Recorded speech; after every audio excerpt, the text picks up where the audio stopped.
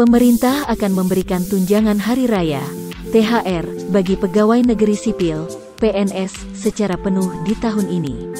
Setelah tahun lalu dipangkas karena pandemi COVID-19.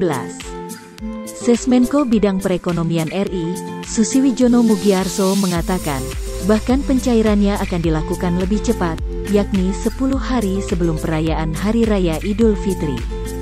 Untuk yang ASN Pak Menko, Airlangga Hartarto, menegaskan, kemarin sudah menyampaikan ke Bu Menteri Keuangan, Sri Mulyani, untuk bisa dibayarkan H10, THR, ujarnya dalam program Power Loans. Dengan memberikan THR lebih cepat dibandingkan pekerja swasta yang 7 hari sebelum Lebaran, pemerintah berharap terjadi daya beli yang lebih baik. Di mana, saat ini daya beli masih lemah akibat pandemi COVID-19.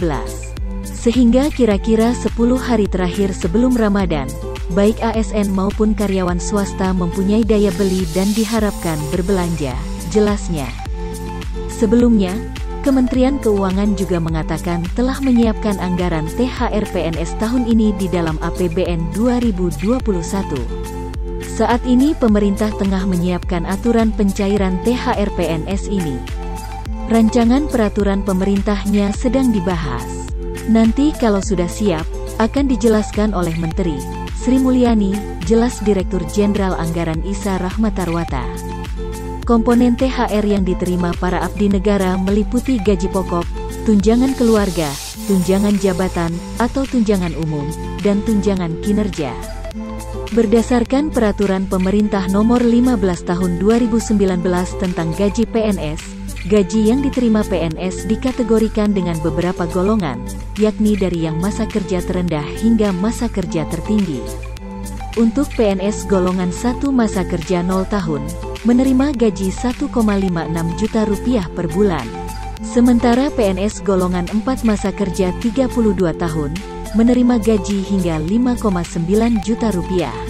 Gaji THR yang diterima PNS, ditambah dengan komponen-komponen di dalamnya, seperti tunjangan keluarga dan tunjangan jabatan termasuk dengan tunjangan kinerja.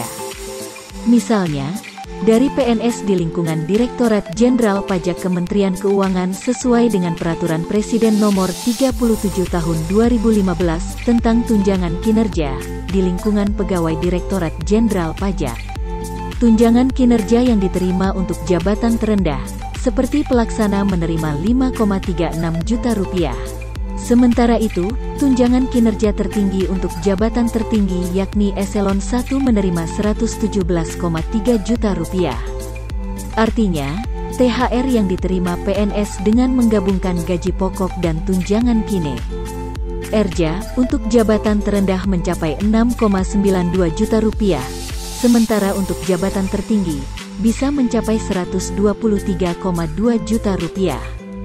Besaran THR yang diterima PNS di atas belum mencakup tunjangan-tunjangan lainnya yang dimasukkan dalam komponen gaji, seperti tunjangan keluarga dan tunjangan jabatan atau umum. Namun, perlu dicatat bahwa tunjangan kinerja yang diterima PNS Direktorat Jenderal Pajak, memiliki dasar penghitungan baru yakni memperhatikan nilai kinerja pegawai, NKP, prestasi kerja, dan kontribusi pegawai. Artinya, tidak semua PNS pajak mendapatkan tunjangan kinerja yang sama. Hal ini dikarenakan basis penghitungan yang digunakan untuk pemberian tunjangan kinerja berdasarkan kinerja masing-masing PNS.